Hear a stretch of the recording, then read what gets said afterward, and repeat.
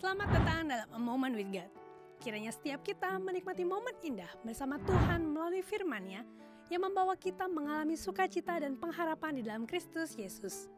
Let us take a moment with God.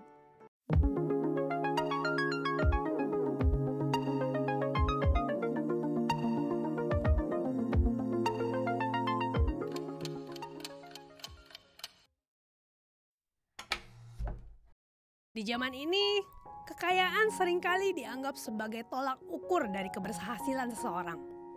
Orang yang memiliki rumah besar, mobil mewah, sering jalan-jalan ke luar negeri, mereka dianggap sebagai orang yang berhasil dan juga sukses. Karena itu, ada orang-orang yang mati-matian bekerja keras, menabung, berinvestasi. Ada juga yang sampai menghalalkan segala macam cara seperti korupsi, kedukun untuk praktek pesugihan dan lain sebagainya cuma untuk menjadi kaya.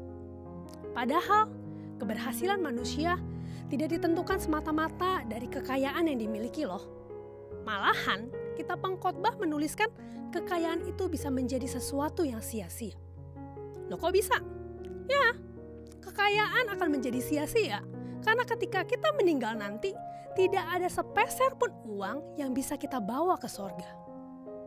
Dalam Pengkhotbah 5 ayat 14 dikatakan, sebagaimana ia keluar dari kandungan ibunya, demikian juga ia akan pergi. Telanjang seperti ketika ia datang, dan tak diperolehnya dari jerih payahnya, suatu pun yang dapat dibawa dalam tangannya. Saat kita lahir, kita tidak membawa apa-apa. Dan saat kita kembali ke surga pun, kita tidak akan membawa apa-apa. Karena itu betapa sia-sianya. Kalau waktu kita di dunia ini, kita habiskan hanya untuk mengejar kekayaan materi semata. Kekayaan materi itu hanya bisa kita nikmati selama kita hidup di dunia ini. Dan itu pun sangat terbatas. Contohnya, kita bisa lihat pada waktu awal pandemi COVID-19. Ada orang-orang yang memiliki kekayaan ketika terpapar COVID, uang tidak bisa membeli kesembuhan. Dan ketika mereka sakit, mereka pun akan meninggal.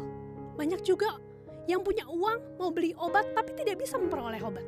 Karena obat-obatan sangat langka pada saat itu. Dari kejadian ini kita bisa melihat bahwa kekayaan tidak bisa membeli hidup dan nyawa seseorang. Karena hanya Tuhan yang berdaulat atas itu semua, bukan uang. Nah, ada lagi yang lebih sia-sia teman-teman. Yaitu orang yang kaya namun tidak bisa menikmati kekayaannya.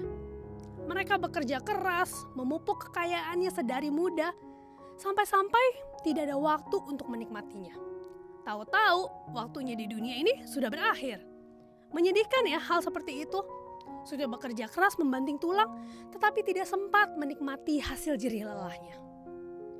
Pengkhotbah 5 ayat 17-18 menuliskan, lihatlah yang kuanggap baik dan tepat ialah kalau orang makan, minum, dan bersenang-senang dalam segala usaha yang dilakukan dengan jerih payah di bawah matahari selama hidup yang pendek, yang dikaruniakan Allah kepadanya, sebab itulah bagiannya.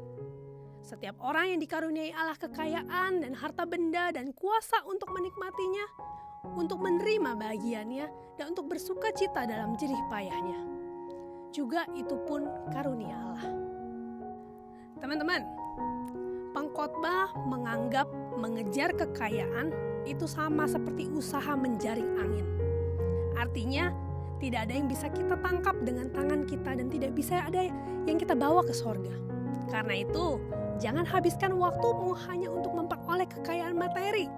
Apalagi sampai menghalalkan segala cara. Kekayaan itu bersifat fana. Hanya ada ketika kita hidup. Tetapi kehidupan kita di dalam Kristus bersifat kekal. Karena itu pakailah waktumu dengan seimbang untuk belajar, bekerja, dan juga mengerjakan hal-hal yang rohani yang akan membawa kita semakin dekat dengan Tuhan. Tuhan Yesus memberkati.